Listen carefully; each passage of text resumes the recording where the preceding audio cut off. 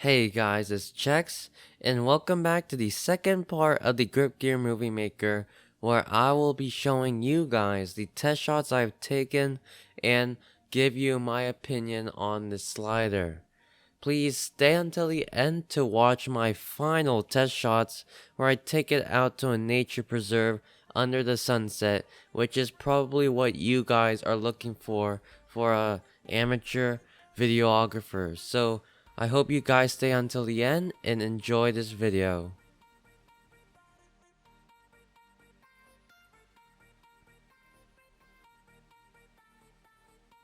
Alright, so hopefully you guys have seen a couple test shots, and now it's time to give my opinion on it.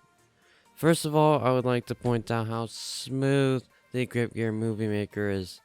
As you can see in just a few test shots, you can see just the buttery smooth movements it makes. I already know for a fact that this GripGear Movie Maker will be something I will be using for every single video I make. It just makes your video look a lot more professional instead of seeing the shaky or unsmooth movements of traditional sliders or tripod heads. I especially love how you can take the motor off the track and put it on a tripod to use as a panning head. That's absolutely amazing and really good for time lapses. But one thing that people might not like is that it's pretty slow on the highest setting, which is 8, and it's really annoying when you want it to go faster. But if you want, you can pull out the blue peg on the side, and now you can freehand the slider basically, which eliminates the use of the motor, but if you do want those fast shots, that is available for you. The one big thing that I do not like on this thing is it's very frustrating to figure out which side you want the motor to face you, because the G logo should be facing you, and that's what it's supposed to indicate, because the speed number and buttons and the power switch are on that side. But the other side has some critical things as well. On the other side, it has the blue peg, which is pretty much needed when you need to replace the position in a different place. Also, since the ball head is so loose, you need to adjust the screw like almost every time, or else it'll keep falling down due to the weight of the camera, which is really bad. Whenever I'm using the slider, I typically make the other side face me and set the correct way, because it is very necessary for me to able to tighten the ball head and move around the slider whenever I need to retake the shot. Now for power, I really like how they provide 2 AAA batteries. That was very nice. But keep in mind, using AAA batteries as the main power source will only last about, I'd say, 2 hours of constant use. And to be honest, 2 hours is a very short amount of time, considering if you use it often or for a long period of time. I remember one time while I was shooting outside, outside, I was trying to shoot a time lapse using the slider at speed setting 1, which is the slowest setting on the motor. And when I came back to check on my time lapse an hour later, I figured out the battery's dying. So if you want to shoot time lapse, then I recommend you guys do not use the AAA batteries, just because as a precaution to make sure your time lapse is not ruined by the slider not moving anymore. For the quality of the GripGear Movie Maker, I'd say it's absolutely solid. I did not expect the tracks to be made out of such a high quality metal. It's probably so solid you could probably use it as a weapon. It's just that hard and that high of quality. The tracks have zero flex on it, so you don't have to worry about it bending in your backpack. But one thing I found annoying is whenever you try to move the track by sliding it on a counter or flat surface, the plastic feet tends to make a horrible, and I mean horrible, screeching sound. It is extremely loud, but that is not so annoying if you just lift up the slider and move it from the one place to the other place. The ball head on the other side is fully made out of metal, and it feels really well built when you hold it. But when you use it, it just falls down if you're using a decently heavy camera like mine, which is just a simple point and shoot Panasonic ZS60. The motor is made out of plastic, but it doesn't feel like that cheap plastic. You'll scuff when you drop it, but that's like any other plastic, so it's pretty well built as well. I really also like the portability of this slider. It is very easy to travel with.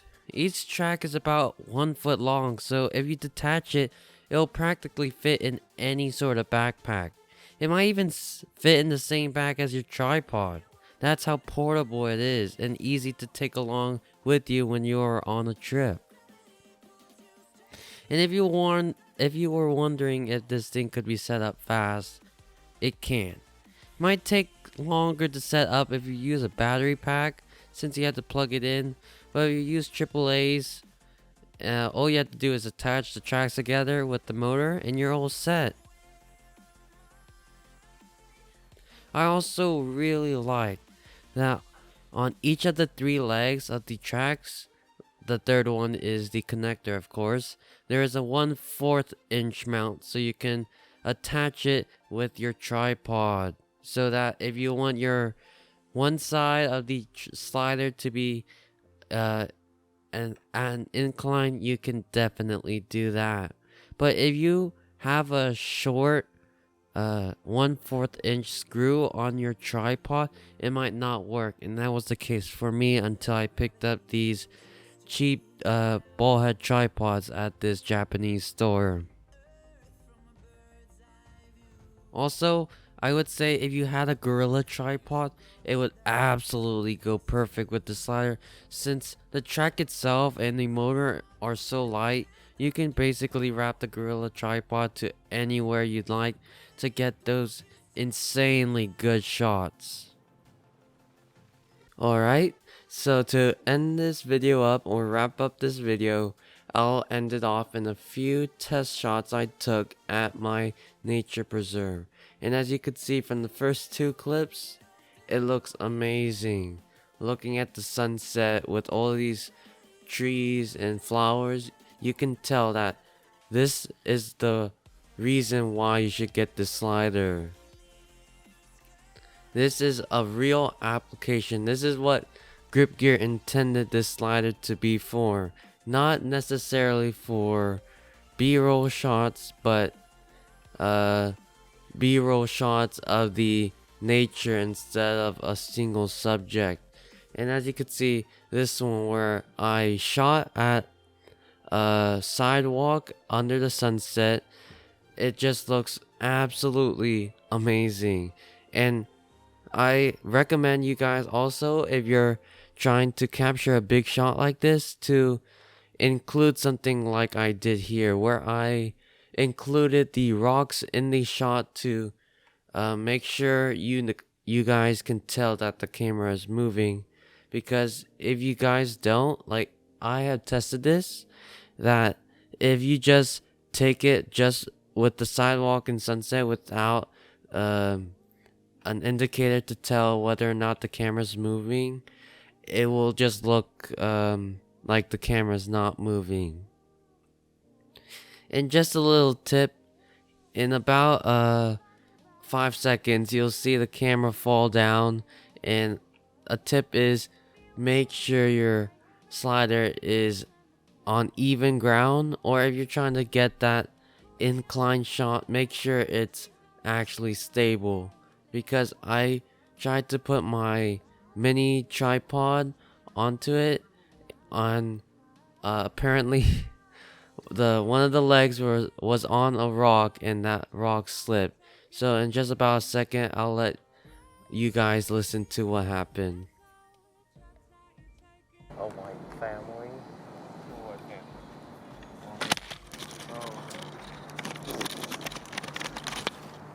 Great. Yeah, so guys, as you could see, that wasn't a pretty thing to see. So guys, I also recommend for this shot you see right now, I put it just without any tripod, just put it straight on the ground dirt with the rocks, and in just a moment you'll also see the slider tilt just like a teeter-totter just then. And yeah, so I recommend you guys make sure the slider is on even ground to create these shots, because if it's not on even ground, it might shake, or it might just fall over, or it can just teeter-tot to the other side. So guys, that's my tip. And I also want to say sorry if you guys saw some jittery movements in my shots. That was because of my camera, because my camera is not, I would say, not the best in video, so it just makes it jittery. So I'm sorry if that's what you saw. It was not because of the slider, I can tell you that. It was just because of my camera. So to end this video off, I just want to say thank you guys so much for your love and support. I can see it from my past videos, from the feedback you give me, that you guys are watching my videos. So I just want to say thank you guys so much, and I know we can reach that 100 subscriber mark in just a few weeks. So guys, if you guys enjoyed this video, please leave a thumbs up and subscribe if you haven't already, and I'll catch you guys in the next video.